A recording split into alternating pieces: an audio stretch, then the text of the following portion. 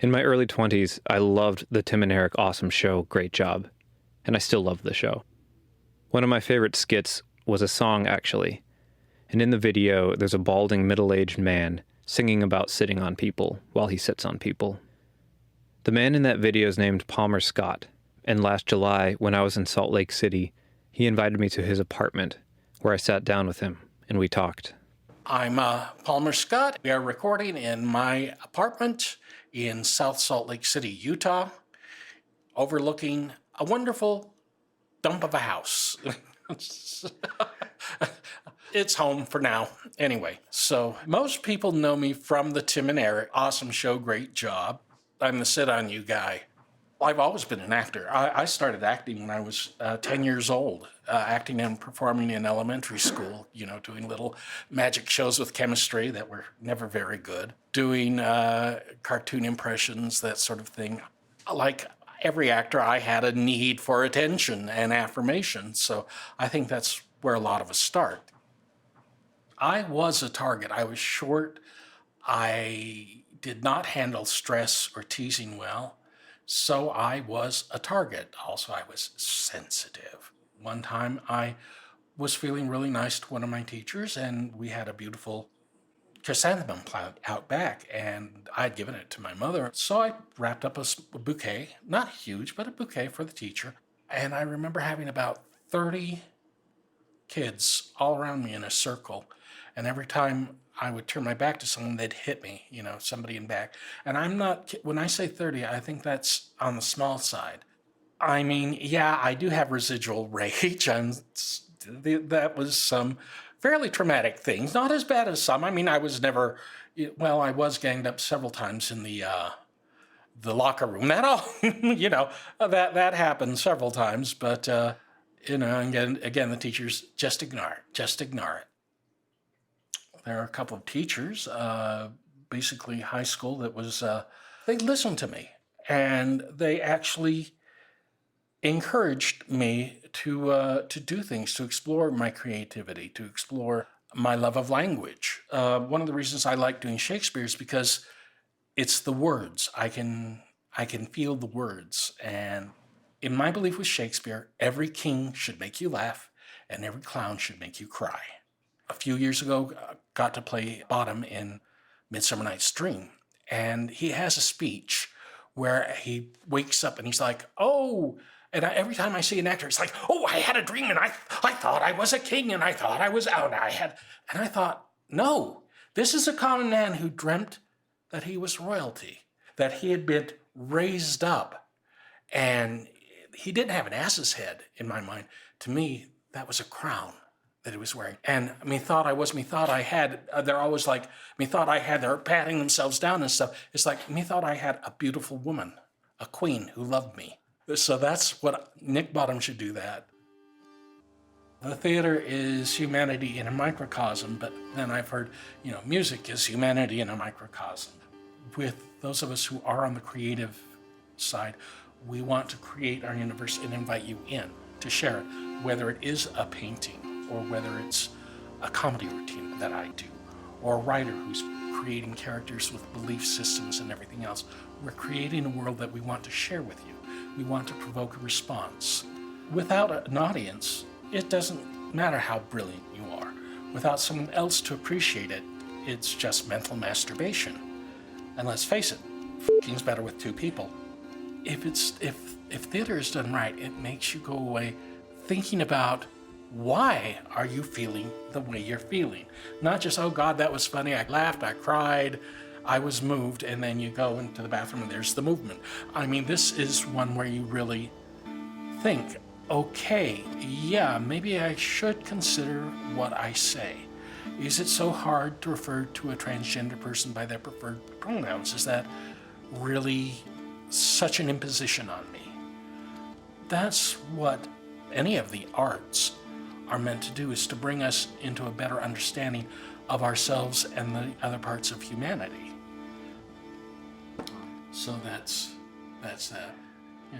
We didn't even get into how my parents died, with my father setting himself on fire and all sorts of things. I was focused on packing up my equipment and somehow missed the piece about Palmer's father until I was driving away. I drove east for 3 hours and spent the next 5 days backpacking in the high Uintas wilderness. Mountains, lakes, and forests surrounded me, but I could not shake the unresolved questions I had failed to ask. Not just about Palmer's parents. It was clear to me how personal his experience of theater was, and I kicked myself for not finding out more about how someone with such a vast inner life saw himself in relation to his art.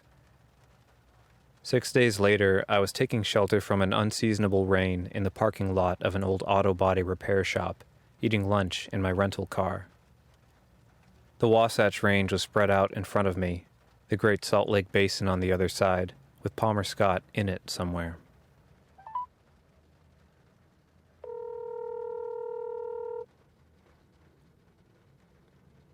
Hello? Hey, Palmer, it's Patrick. How are you doing there? Oh, yes. Okay. Hi, Patrick.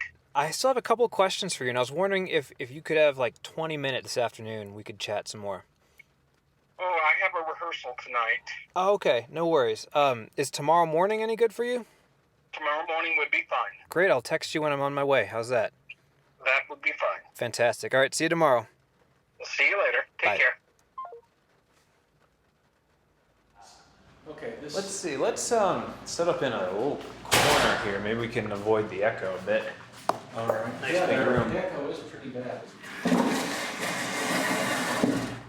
Okay. In the early 80s, my mother developed a very rare form of throat cancer. And the doctor said, oh, she's an alcoholic. It's like, no.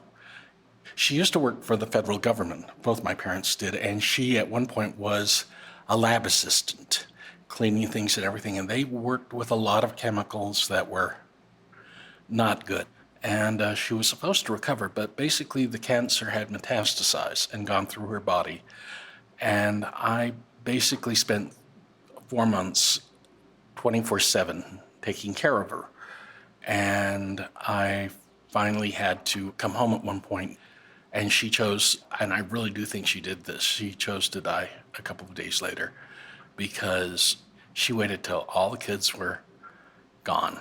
My mother she had been raised on a farm, and so she grew plants, and she had a lot of very expensive, very nice ornamentals and so forth. And Dad had just ripped them all out because he didn't want to have to take care of them. Also, I think they reminded him of my mother. And after my mother died, he went back to smoking. Well, he knew he'd been smoking on occasion, but he would always take it outside and away from her. Well, he went back with a vengeance. He was put on oxygen.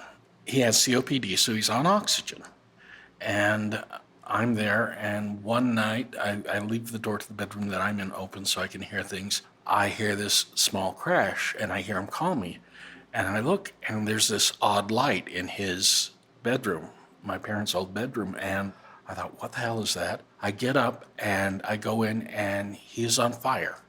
He had lit a cigarette, the oxygen caught on fire, got into his clothes, so I picked him up, and I picked up this man who, just my father, took him into the bathroom, and I turned on the faucet to the shower to put it out. I broke the tap. So I grabbed the other tap, and I broke it as well. So I grabbed water from the sink, and I'm dousing him. And while this is going on, his dog is yapping. There's a smoke alarm going, and the carpet in his bedroom is on fire. And he used to be a champion trap shooter. I mean, seriously, he was very good. And he had a whole bunch of reloading equipment and gunpowder that he had moved from the basement up into this one room. And all I was thinking is, I gotta get him out. Then I gotta make sure that fire's out and that nothing gets near that gunpowder. And I'm choking a little bit on the smoke. And anyway, I look at my father, and his skin is hanging from his arms. And I called 911, and they got there. So they flew him into the University of Utah Hospital burn unit, helicopter. We all drove in, and they said, well, he's being taken care of. We don't know how long this is going to be. He's in surgery and so forth.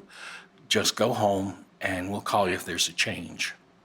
So we went home and sat down, and within 15 minutes of sitting down, they said, You've got to get here right away. Now, we're going from Tooele, 40 miles back into Salt Lake. We get there, and we were 10 minutes too late. And he was gone. And they asked me if I wanted to see him, and I see this shrunken little body wrapped completely in bandages. I mean, seriously, swallowed almost like a mummy, only his face showed. And I was numb. So as we're driving home, my sister, who's in the front seat, turns to me and says, "What day is it?" I said, "It's November 19th. And she looked at me and said, "It was their anniversary."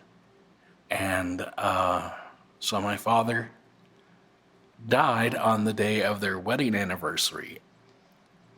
Yeah, sometimes you tap onto the darker parts of yourself to reach those places.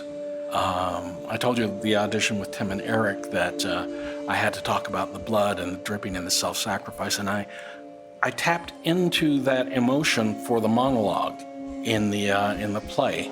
My father was trying to kill himself. That was it. Not consciously, but he was doing his damnedest to get out of the world. You know, I was angry. Creon is angry at the self-centeredness of Antigone and her father Oedipus, and I think that's where I was angry with my dad because he tried to erase himself.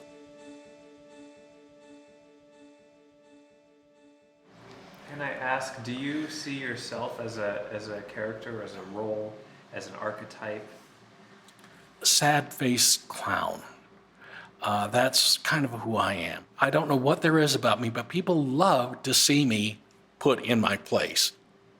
My mother, she became New Age when it was still called the occult, and she got very much into astrology, and some astrologer told her that I could be the new Emmett Kelly.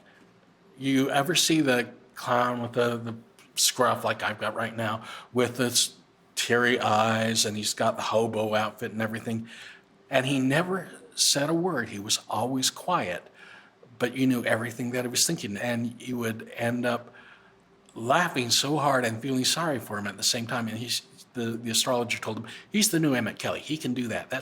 And my mother was like, no. She wanted me to be an electrical engineer. It's like, that wasn't going to happen. Yeah, I see myself as the sad-faced clown. When I watch the Sit On You video now, I laugh just about as hard as I did the first time I saw it. But now, I can't help but wonder how many other moments in my life, moments of laughter, hilarity, mirth, have all been shaped intimately by grief, loss, and hardship. Along with the thick summer humidity, these thoughts stuck with me the rest of the day and a good while longer.